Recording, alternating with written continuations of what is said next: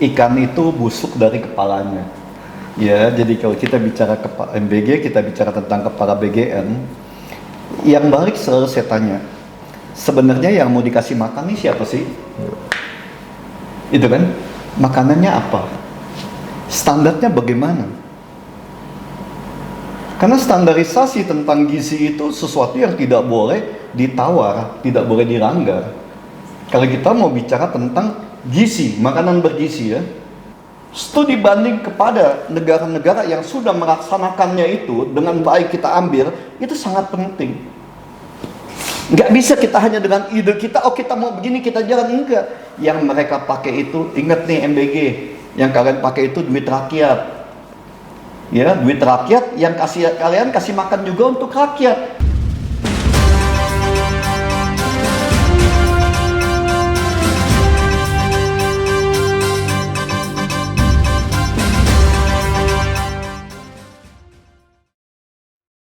Halo Sobat Uta, kembali lagi di Uta Bicara, podcast yang Uta 45 Jakarta, ruang berbagi masalah terkini, berbagi informasi, dan temukan solusi. Nah, pada siang hari ini, di sini kita kembali bersama dengan Pak Rudi dan juga dengan Pak Pinardi di sini. Kita mau membahas mengenai isu yang masih tetap hangat, tetap viral, dan tetap harus kita kawal bersama, yaitu MBG. Makan bergizi gratis. Pak Rudi, ini kan mulai muncul kemarin pernyataan dari Pak Judah, yaitu pengurangan hari pembagian MBG dari sebelumnya kan Pak Erlangga pada 1 April dari 6 hari jadi 5 hari.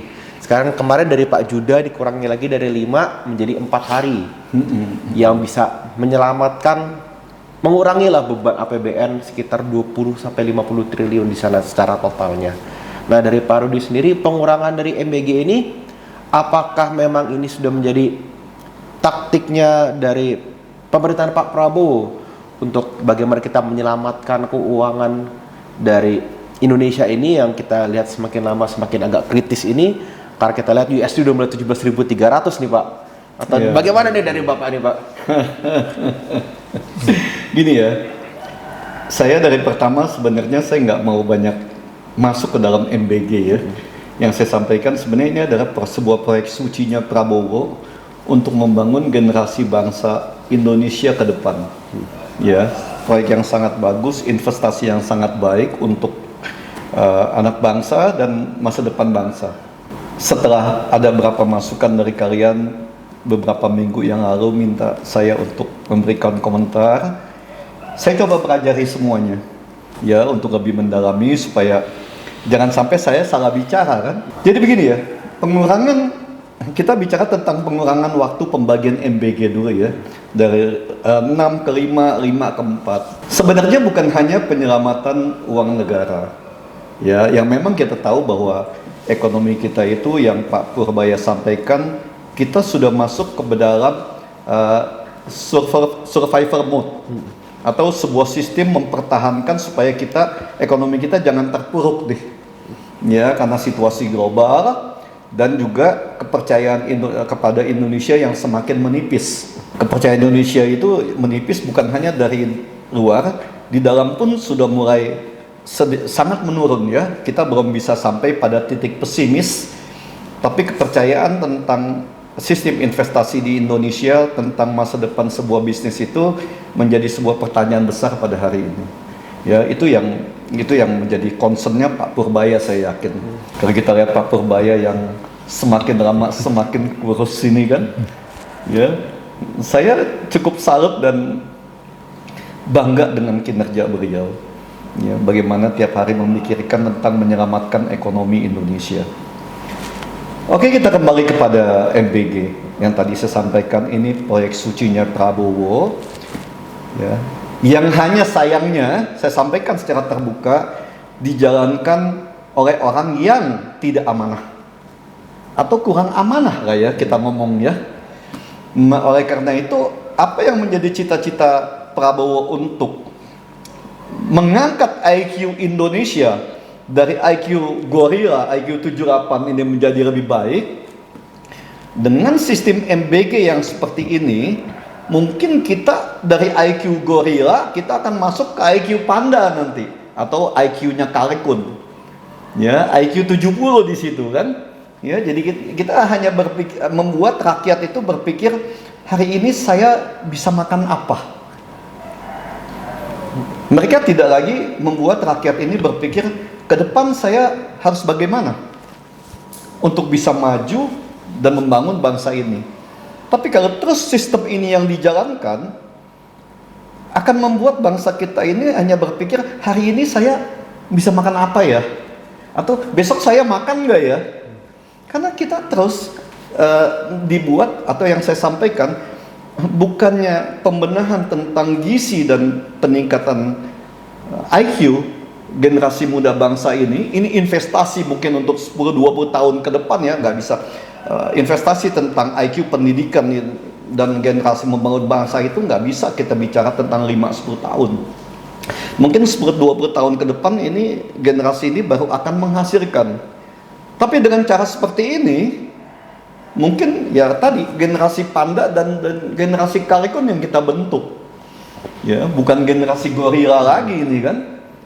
Kita akan membentuk sebuah sistem tata masyarakat yang hanya berpikir tentang hari ini saya bisa makan apa gitu kan, atau besok saya makan nggak ya. Ini akan terjadi seperti itu, dan efek buruknya kriminalitas jalanan tentang kemiskinan dan pembodohan menjadi orang-orang bodoh itu akan menjadi lebih masif. Ini yang kita tidak bisa hindari. Ini akan terjadi kalau MBG terus dijalankan dengan sistem seperti ini. Jadi saya sampaikan sekali lagi, niat sucinya, niat baiknya seorang Prabowo Subianto dijalankan oleh orang yang kurang amanah. Itu aja. Kalau kalian mau bicara atau tanya saya tentang MBG pada hari ini ya. Ada beberapa evaluasi Pak ya, evaluasi yang dilakukan terhadap MBG sendiri, terutama tentang kritik soal makanan itu kan udahlah itu standar lah. Yang menjadi persoalan kan arahnya sekarang adalah bagaimana pengusaha-pengusaha catering yang menyediakan itu kan terkesan menjadi bisnis. MBG ini menjadi sebuah bisnis bagi mereka gitu loh. Dan akhirnya mendorong mungkin beberapa kawan-kawan yang ingin menggeser ketua BGN karena dianggap kurang layak atau bagaimana. Bapak melihat krisis MBG ini memang sudah ke arah seperti itu, ketidakpercayaan terhadap MBG-nya sendiri Pak gitu loh, sudah jadi ladang bisnis gitu. Oke ya, kita bicara ikan itu busuk dari kepalanya. Ya, jadi kalau kita bicara MBG, kita bicara tentang kepala BGN, yang balik selalu saya tanya, sebenarnya yang mau dikasih makan nih siapa sih? Itu kan, makanannya apa? Standarnya bagaimana?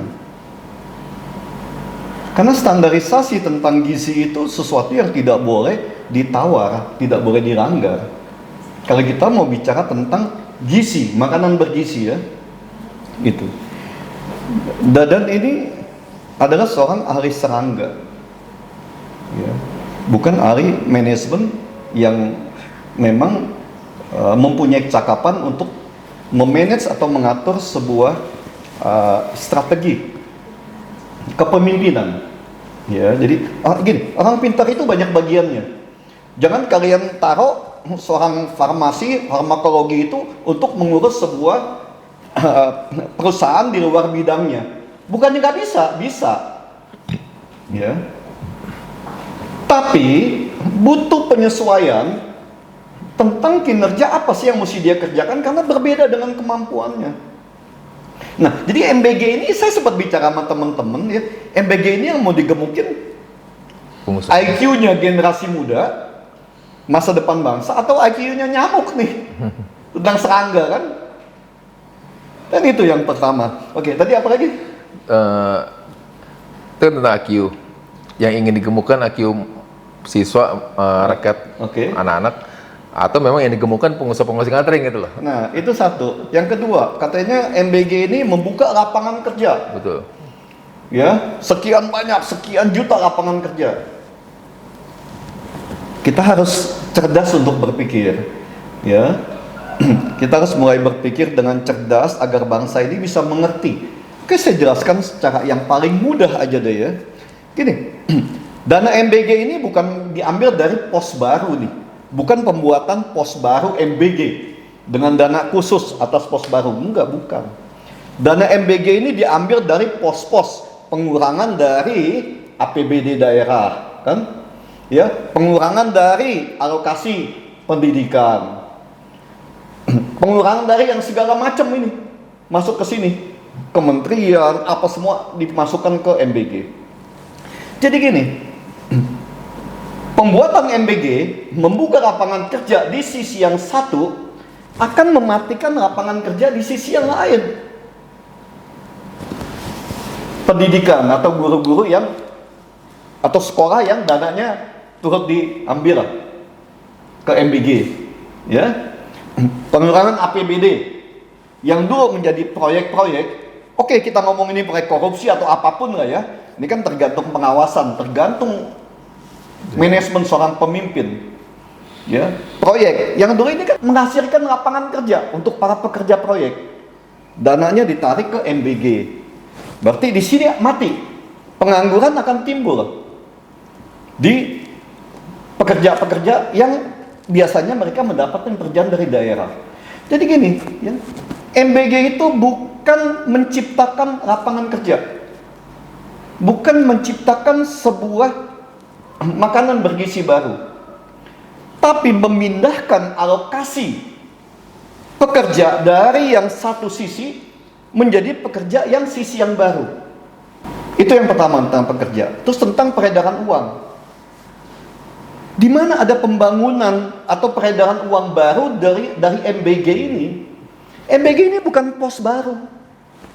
MBG ini adalah pengalihan dari dana-dana yang ada. Kan itu. Jadi tidak ada perubahan bahwa ada pembangunan ekonomi baru sekian banyak di daerah ini. Enggak. Tapi pemindahan atau realokasi dari dana-dana di bidang yang satu kepada MBG, ya. Jadi oke, seolah-olah MBG ini membuka lapangan kerja, tapi di sisi lain mematikan pekerja yang lain, pekerja konstruksi, ya, perawatan. Misalnya kita ngomong, perawatan jalan di kampung ini tidak ada dana, otomatis tidak ada pekerja di sini, pengangguran akan timbul dari yang dulu tidak menganggur, mengalihkan yang dulu menganggur, sekarang mereka bisa bekerja membuka dapur atau SPPG. Jadi bukan menciptakan yang baru, tidak. Oke, apa lagi?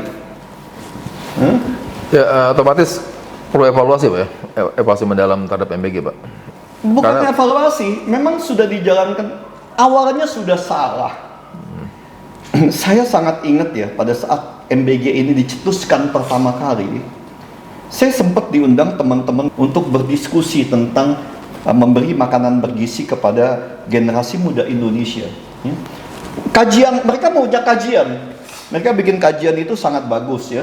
Jadi bagaimana pembuatan dapur MBG, bagaimana pengerjaannya, bagaimana distribusinya, bagaimana kesehatan higienis, kebersihan dan sistemnya. Sudah dibikin kajiannya semua segala macam semua.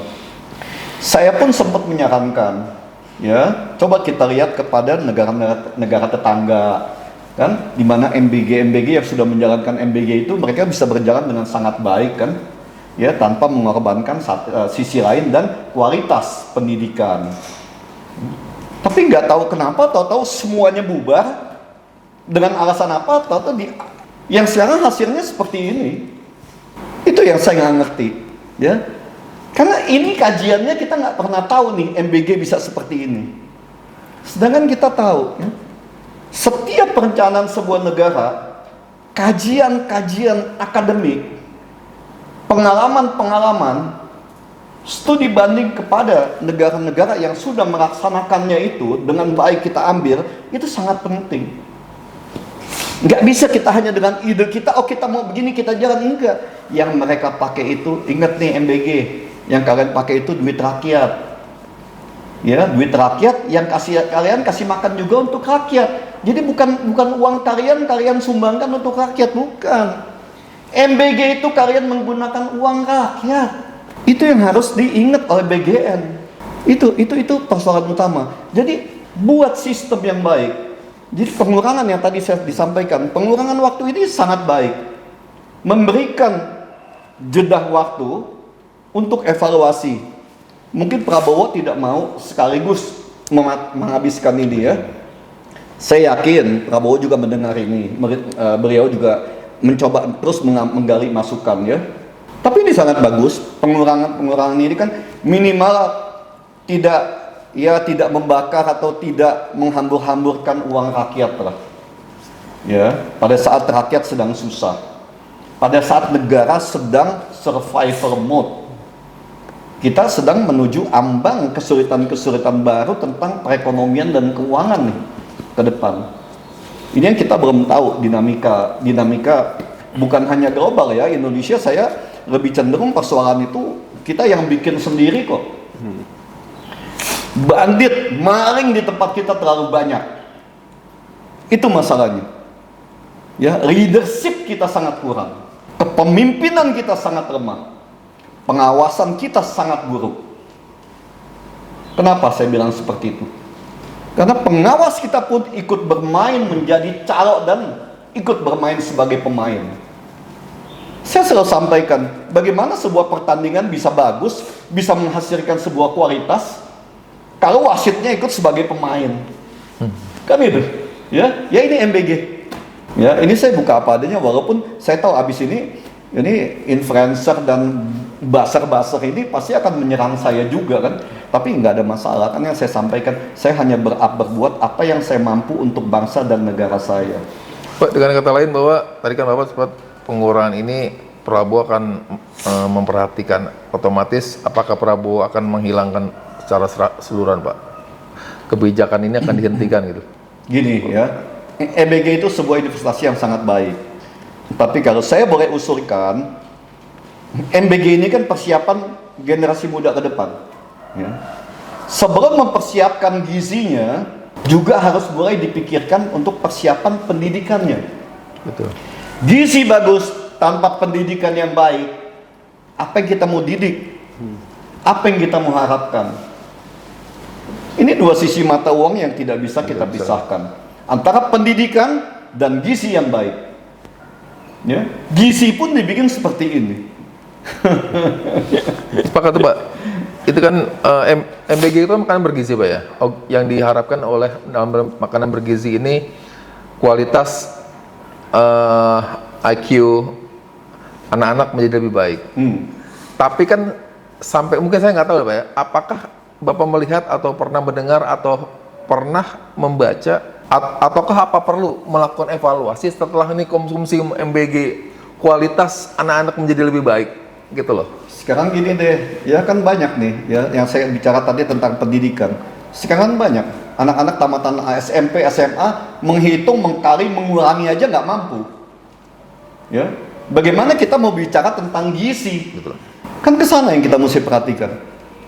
Jadi kemampuan kognitif dari generasi muda ini harus komprehensif. Pendidikannya, gizinya. Gizi adalah investasi untuk 20 tahun ke depan. Nggak bisa kita harapkan sekarang. Yang saya sampaikan tadi, ya, idenya, cita-citanya, Habib Prabowo ini dengan program MBG adalah sebuah program suci. Tapi dijalankan oleh orang yang tidak amanah. Itu yang pertama. Kedua, sistemnya belum siap, tidak siap, atau memang sengaja dibikin jadi berantakan. Kita nggak tahu. Karena korupsi di kita itu bukan cuma jadi budaya kan, jadi sebuah mata pencarian, keserakahan, kerakusan itu kan. Nah ini yang terjadi. Pak Rudi, ini kan kita lihat misalkan dengan pembandingnya dengan di China yang juga populasinya besar, itu kita lihat kan budget untuk mereka MBG ini kan yang mereka sebut school meal plan itu di sekitar 300 sampai 450 triliun. Dan sudah kita lihat hasilnya dengan tingkat kecerdasan China yang bertumbuh dengan sangat pesat di sana. Kita lihat di Indonesia dengan jumlah populasi yang lebih sedikit, tapi budgetnya itu di kisaran 400 sampai 600 triliun di sana. Yang berarti hampir 2/3 kalinya ini. 50% lebih besar lah kita bisa bilang. Tapi dengan hasilnya yang memang kita lihat di neraca keuangan, baik itu gizinya belum terlihat seperti disampaikan Pak Rudi tadi, dari laporan keuangannya justru lebih besar di pos-pos lain selain dari makanan itu sendiri. Nah dari Pak Rudi jadinya MBG ini mau dibawa seperti apa sih? Apakah ini proyek yang tadi disampaikan dikepalai, dipimpin oleh orang yang tidak kurang amanah sehingga di sininya agak ya banyak cewek-cewek di dalam sini, atau bagaimana dari Pak Rudi ini? Satu gini ya kita nggak bisa bandingkan dengan China. China itu disiplin ada harga mati. Ya harusnya Prabowo sebagai seorang mantan prajurit ya, yang saya yakin juga jiwanya masih jiwa prajurit ya, bahwa disiplin itu segala-galanya bukan hanya buat prajurit, buat pebisnis. Ya, sebisa ini pun juga kan kita bergerak dengan satu sistem dan disiplin. Jadi itu suatu harga mati, disiplin. Ya, satu. Reward and punishment. Ini nggak boleh ada keraguan di sini. Yang ketiga yang tadi saya sampaikan, kualitas itu tidak boleh ditawar-tawar untuk sebuah standar gizi. Yang keempat, tadi kita udah sampaikan sistemnya itu kan kita sudah dibanding kemana-mana. Kok tahu-tahu bisa ada MBG di kampung-kampung masing-masing, satu rumah kos dibikin MBG, dapur MBG, SPPG begitu kan? Bagaimana caranya bisa seperti itu? Pengawasan yang sangat buruk, mental yang korup, disiplin yang sangat buruk, dan yang paling utama, kepemimpinan yang buruk. Itu yang selalu saya sampaikan. Niat sucinya Prabowo dengan program MBG dijalankan secara tidak amanah. Itu aja. Karena yang tadi sampaikan, kita nggak tahu yang dikasih makan ini siapa. Karena apa yang dikasih makan, jumlah yang untuk memberikan makanan bergizi kepada generasi muda itu jauh lebih kecil daripada persiapan segala macam. Betul, betul, betul. Sampai kita bicara itu adalah untuk IO. Betul. Ini satu, menurut pandangan saya ya, agak di pandangan saya pribadi ya, itu jujur kurang waras sih. Ini program MBG adalah program negara memberi makan kepada rakyat miskin. Kok butuh IO? Apa yang mau dicari dengan IO ini? Apa yang mau didapat? Prestasi atau validasi? Kan ini kan? Nah, pemimpin kita ini mereka lebih cenderung membutuhkan validasi dibanding prestasi. Ya, jadi ada satu seni yang selalu kita bicarakan, itu tentang the art of silence. Bagaimana pemerintah secara nggak usah banyak bicara ya, mereka bekerja memberikan kesejahteraan kepada masyarakatnya. Benjamin Franklin pernah menyatakan, well done is better than well said. Ya, tapi ini kan well said is better to make a validation.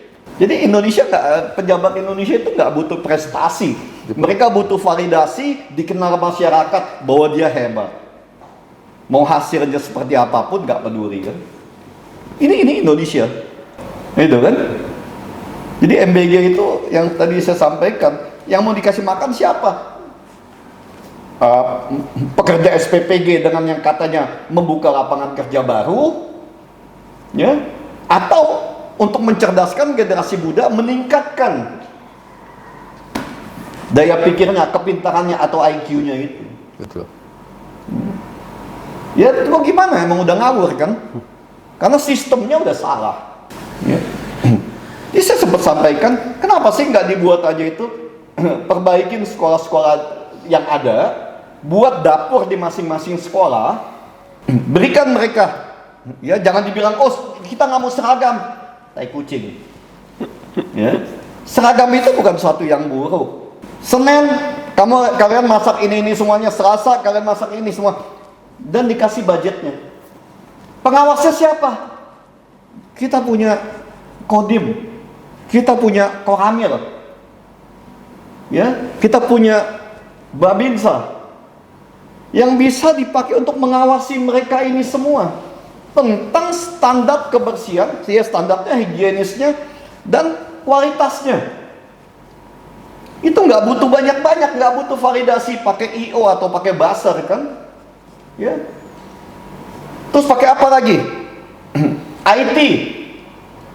IT apa yang kita mau pakai? Zoom meeting apa yang kita butuhkan? IKTP itu sudah menyangkut semuanya. Data di IKTP itu sudah menyangkut semua data kependudukan rakyat Indonesia. Kan itu kan? Apalagi yang kita butuh? Yang kita butuh adalah bagaimana membuat proyek-proyek baru. Kan itu doang. Pejabat kita jagonya seperti itu kan? Bagaimana menciptakan proyek-proyek baru? Bagaimana membuat aturan-aturan baru? Proyek baru, aturan baru, itu adalah sebuah produk dagangan baru untuk para koruptor. Saya selalu sampaikan itu dari dulu. Ya, regulasi baru itu adalah sebuah proyek dari penguasa untuk mencari uang tambahan secara haram. Itu aja. Kita ini terkenal sebagai negara penghasil regulasi terbanyak di dunia. Ya. Di setiap tahun kita ciptain ribuan regulasi itu yang nggak jelas mau diapain. Oke, apa lagi? Nah, Pak Rudi, ini kan yang kita lihat sekarang ini, MBG ini kan menjadi polemik seperti disampaikan oleh Pak Winardi. Mulai muncul suara-suara teriakan-teriakan untuk ketidakpuasan lah terhadap kepala BGN ini. Nah, menurut Pak Rudi, sosok seperti apa sih yang cocok untuk memimpin lah proyek suci Pak Prabowo ini supaya bisa dijalankan dengan lebih baik? Ini ya, saya yakin kalau Pak Prabowo bisa bekerja secara independen, beliau lebih pintar dari saya, beliau lebih berpengalaman daripada saya, beliau lebih punya disiplin daripada saya, mempunyai kemampuan lebih daripada saya. Saya yakin beliau bisa menemukan itu dengan cara yang lebih baik, ya. Dan itu memang dalam kekuasaan beliau kan. Kita lihat Prabowo mau bikin ini seperti apa, itu semua tergantung dari beliau. Ya. Tapi yang saya sampaikan bahwa independensi seorang pemimpin itu sangat penting. Jadi jangan dikasih masukan kiri kanan terus main yes, jangan. Tapi independensi seorang pemimpin menganalisa semua masukan yang ada untuk mengambil sebuah keputusan itu adalah sebuah hal terpenting. Ya, kita serahkan itu kepada Pak Prabowo. Ya, saya yakin beliau lebih tahu daripada kita dan itu hak beliau. Pak, satu poin Pak, pertanyaan penegasan lanjut atau tidak Pak? MBG program sangat bagus, ya. Tapi yang saya sampaikan tadi, program MBG tidak bisa berdiri sendiri karena program MBG adalah program masa depan yang sangat panjang. Yang kekuasaan ini akan melewati masa kekuasaan Pak Prabowo, mau 1 periode atau 2 periode. Jadi sistem dan aturannya itu mesti dibuat secara baik, benar, dan benar-benar komprehensif. MBG harus bisa berjalan dengan baik dengan diikuti oleh pendidikan yang baik, persiapan pendidikan yang baik, dipimpin oleh orang-orang yang amanah dan mempunyai nasionalisme yang baik juga. Ya. Jadi jangan juga karena 1-2 protes MBG di stop, jangan. Ya, tapi bagaimana memperbaiki ini supaya bisa bermanfaat untuk masa depan generasi muda, masa depan bangsa ini. Bukan malah menghancurkan masa depan bangsa dengan program-program yang koruptif. Kan itu. Ya, berarti dapat kita simpulkan, kita harapkan program ini terus berlanjut tapi dengan pengawasan dan juga dengan komitmen yang lebih baik dari Pak Prabowo. Dan dijalankan oleh orang yang amanah. Ya, orang yang memang punya jiwa kepemimpinan dan nasionalisme yang baik. Yang tidak lagi butuh cari proyek atau cari validasi lah di sini. Betul. Ya, karena kita kebanyakan pejabat kita mereka mencari validasi daripada menunjukkan prestasi. Yang tadi saya sampaikan, well done is better than well said. That is the art of silence. Ya, this is the art of silence, how to make the good thing. Ya, Hasil yang penting, weh. Hasilnya yang penting. yang penting hasil, prestasi, bukan validasi. Ya, jadi nggak butuh itu program pemerintah kasih makan rakyat, butuh IO, butuh basar, butuh influencer. Itu nggak ada gitu-gituan, karena ini program kasih makan rakyat miskin. Kamu jalankan dengan baik aja, itu semuanya akan rame berita di situ bahwa pemerintah memberikan makanan bergizi kepada rakyat. Kan itu. Dan itu nggak usah digembar-gemborin. Kenapa saya bilang nggak usah digembar-gemborin? Karena itu uang rakyat yang dipakai untuk memberi makan rakyat miskin. Kan itu. Itu kan uang pajak rakyat yang dipakai di sana. Bukan uang mereka. Mereka itu hanya diberikan amanah. Diberikan gaji. Diberikan penghasilan untuk menjalankan amanat dari negara. Itu yang mesti mereka tahu. Ya. Oke, baik. Jadi Sobat Uta, itulah hasil dari bagaimana kita benar-benar kita harus membantu Pak Prabowo, terutama bagi yang memang kita melihat bagaimana MBG itu seperti apa, terutama di daerah-daerah kita. Kita bantu juga memberikan masukan kepada Pak Prabowo kalau memang standarnya agak kurang seperti yang dijanjikan. Karena Pak Prabowo juga membutuhkan kita untuk sebagai penerima user lah di lapangan, penerima manfaat untuk memberikan kritikan dan masukan juga di sana. Kita harapkan bersama program ini bisa terus berjalan dengan kualitas dan eksekusi yang lebih baik jadinya ke depannya. Terima kasih Pak Rudi atas masukannya, terima kasih juga Pak Winardi. Siap-siap buser untuk masuk semuanya. Kita harapkan ke depan manfaatnya lebih banyak daripada Harusnya seperti itu. Ya harusnya seperti itu. Karena ini uang rakyat yang dipakai untuk memberikan makan kepada rakyat miskin menjadi lebih baik. Betul, Ya, menjadi tidak miskin lagi lah minimal kan. Kan itu. Betul. Jadi Sobat Uta, terus tonton, saksikan terus program Uta Bicara di Uta Bicara, podcastnya Uta 45 Jakarta. Ruang berbagi masalah terkini, meluaskan informasi dan temukan solusi. Jangan lupa di like, subscribe, dan share. Dan juga saksikan Uta Bicara di episode berikutnya. Terima kasih.